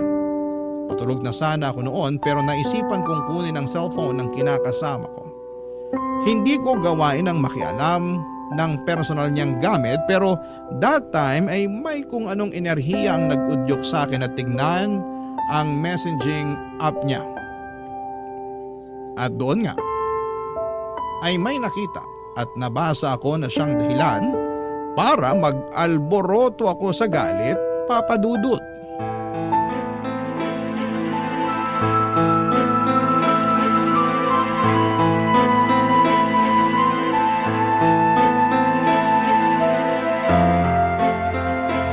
Fernan, gumising ka nga dyan. Bakit ba? Kita mo natutulog yung tao, naantok pa ako. Alam ko, pero may pag-uusapan tayo. Pwede bang mamaya na lang? Patulugin mo muna ako kasi grabe talaga yung antok ko. Paano hindi ka antukin? Eh anong oras ka na hinatid dito ng mga barkada mo? Teka, galit ka ba? Oo, galit ako. Bakit ka magagalit nagpaalam naman ako sa'yo. Pinasasama pa nga kita nun pero sabi mo mas gusto mong pumasok sa trabaho. Pambihira ka naman no? Huwag mo sabihing nakalimutan mo. Hindi ko nakalimutan. Alam ko na pinayagan kita at hindi naman yun ang rason kung bakit nagagalit ako ngayon. Wala naman akong kasalanan sa'yo Kaya wala kang dahilan para magalit sa akin. Ah, ganon? Sigurado ka ba talagang wala? Ano yun? Tinatanong kita kung sigurado ka bang wala. Oo, sigurado ako. Ano namang gagawin ko? Malay ko rito sa text sa'yo ng BFF niyong babae. Sa bagay, sabi lang naman niya rito, thank you raw kasi nakailang beses mo raw siyang dinala sa langit. Dapat daw matagal ka na niyang pinagbigyan pero salamat pa rin daw sa isang hindi malilimutang gabi. Ano kasi, mahal. Huwag mo nga akong matawag-tawag na mahal. Nandidiri ako sa'yo. Ano kasi, hindi yun katulad ng iniisip mo. Bakit? Alam mo ba ngayon kung ano ang iniisip ko? Gusto mong malaman kasi sasabihin ko. Iniisip ko na nagtaksil ka sa akin. Na si dinami-rami ng babae, yung pa talagang pinakilala mo sa akin at pinagkatiwalaan ko. Lintik naman, Fernan. Napakababoy nyo. Tapos malalaman ko na matagal mo na pala siyang kursunada pero kagabi ka lang niya pinagbigyan? Wow! Wow na wow talaga! Sorry, mahal. Huwag mo nga sabi akong matawag-tawag na mahal kasi nasusuka ako sa'yo! Wala lang yun. Anong wala lang yun? Siraulo ka ba? Hindi totoo yun. Tingin mo maniniwala ako sa'yo? Nadala lang kami ng kalasingan namin. Para namang hindi mo pa nararanasang malasing. Ikaw nga pag tinamaan na ng alak nag-iiba ng personalidad mo. Baliw ka pala eh! Kinumpara mo pa ako sa'yo hindi naman ako pumapatol sa kabarkada ko kapag nalalaseng. Hindi naman namin sinasadya, saka may asawa na rin yung tao. Yun na nga! May asawa na nga! At ikaw naman may fiancé ka na! Pero ginawa mo pa rin kahit na may karelasyon ka! Paano ko hindi magagalit, Aber? Sagutin mong tanong ko, dali! Wala lang yun. Hindi ko naman sinasadya yun eh. Saan nagsisisi na ako kasi nasaktan kita? Dapat lang na magsisi ka. Ha? Pero sa tingin mo, sapat na yon?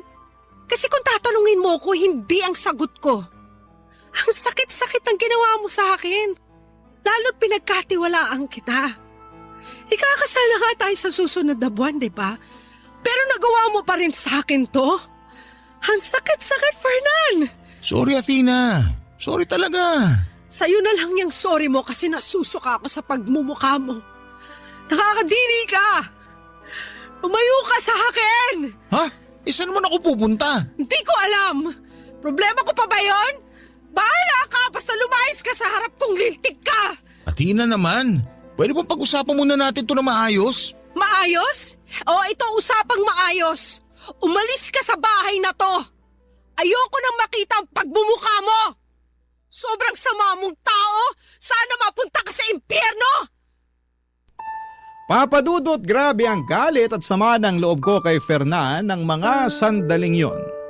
Kulang na lamang ay balatang ko siya ng buhay dahil napakalandi niya. Malaki pa naman ang tiwala ko sa kanya na hindi niya ako lolokohin pero maling-mali ako. Bigla tuloy nagbalik sa akin lahat ng mga sinabi ni Daisy tungkol sa kinakasama ko. Paano nga kaya kung totoo ang lahat ng yon? At masyado lang akong naging in denial dahil ayokong may makasira sa aming relasyon. Pinalis ko si Fernan sa apartment na nirerentahan namin ang araw na yon dahil ayoko siyang makita. Sumunod naman siya sa akin at sinabing magpapalamig muna at magpalamig muna ako ng ulo bago ulit siya bumalik para makapag-usap daw kami. Noong time na yon ay tinawagan ko si Daisy habang umiiyak at inalo naman ako ng kaibigan ko. Sinabi niyang pupuntahan niya ako sa apartment namin at yun nga ang ginawa niya. Iyak ako ng iyak kay Daisy na tipong sising-sisi. Kasi hindi ako nakinig sa mga sinabi niya noon. Sana pala ay mas naging mapagmatsyag ako.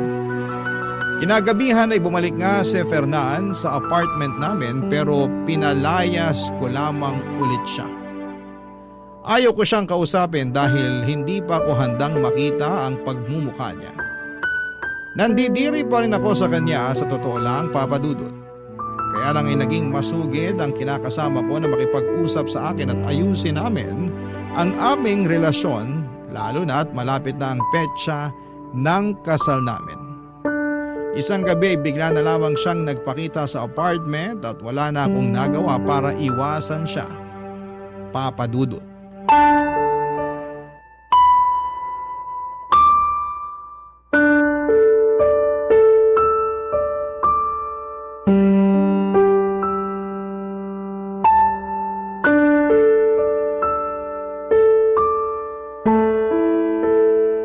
Di ba sinabi kong hindi pa ako handang makipag-usap sa'yo?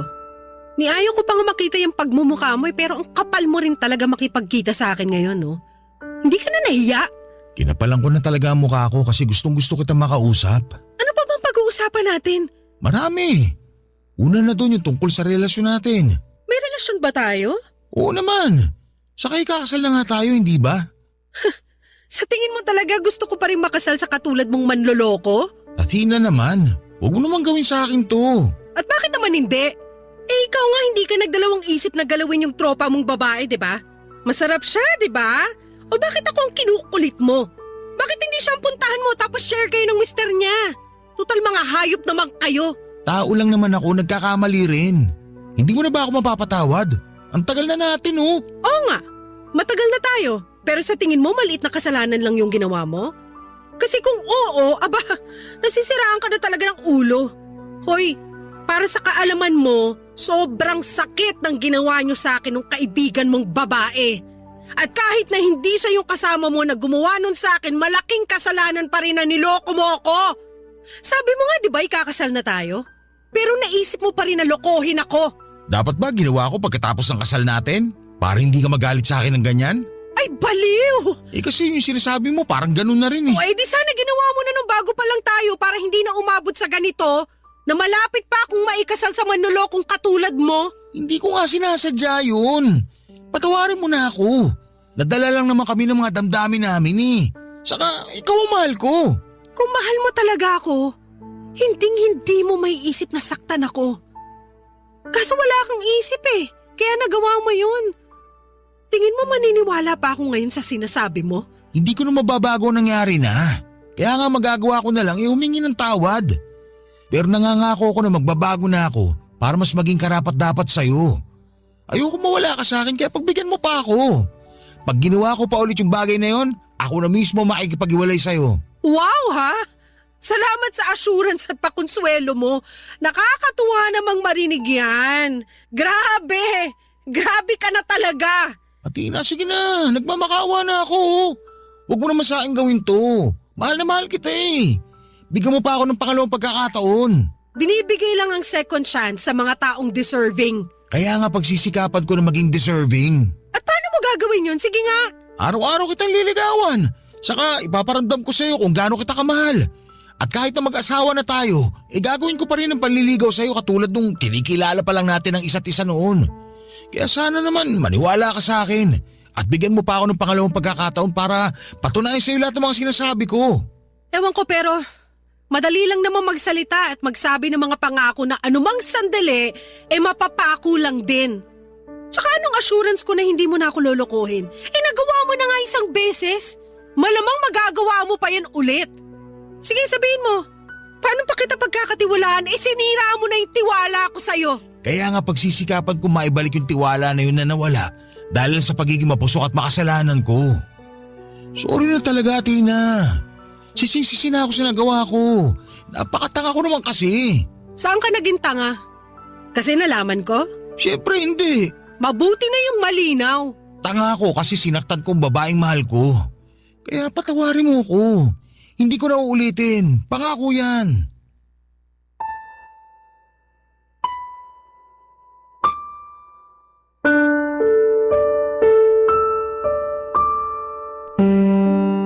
Papadudot, marami pa akong masasakit na salita na gustong sabihin kay Fernan ng gabing yon. Pero hindi ko na nasabi na daig na kasi ako ng matinding emosyon. At sa halip na pakinggan pa ang pagsusumamo niya at paghingi ng tawad ay muli ko siyang pinalayas sa pamamahay namin. Wala rin namang nagawa si Fernan dahil nag-iiskandalo na ako ng mga panahong yon. Pero hindi pa rin siya tumigil sa panliligaw sa akin at hanggang sa ngayon ay sinusuyo pa rin ako ni Fernan. Hindi ko naman masabi na hiwalay na kami kasi wala rin namang kaliwanagan kung gusto ko ba talagang tapusin na ng tuluyan ang relasyon namin.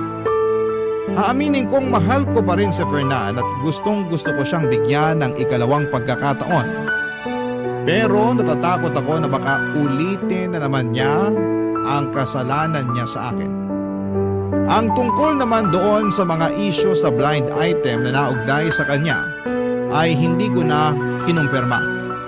Pero hanggang ngayon ay iniisip ko pa rin ang bagay na yon. At nababagabag pa rin ako ng sobra. Sana po ay matulungan ako ng mga kabarangay natin kung ano ang gagawin ko. Nahihirapan na kasi ako at kahit na sinabi na sa akin ni Daisy na hiwalayan ko na si Fernan, ay may parte pa rin sa puso ko na ayaw yung gawin. Ewan, litong-lito na ako. Tatapusin ko na ba ang lahat sa amin ni Fernan o susugal pa ba ako sa pamamagitan ng pagpapatawad sa kanya at pagbibigay ng chance? Hanggang dito na lamang po ang sulat ko at sana'y mabigyan ako ng payo ng mga kabarangay natin. Dahil malaking bagay po yun sa naguguluhan kong puso. Maraming salamat po sa inyo, Papa Dudut, sakaling mapili po ninyong i-area ang sulat ko and more power. And God bless po sa Barangay Love Stories. Ang inyong forever kapuso at kabarangay, Athena.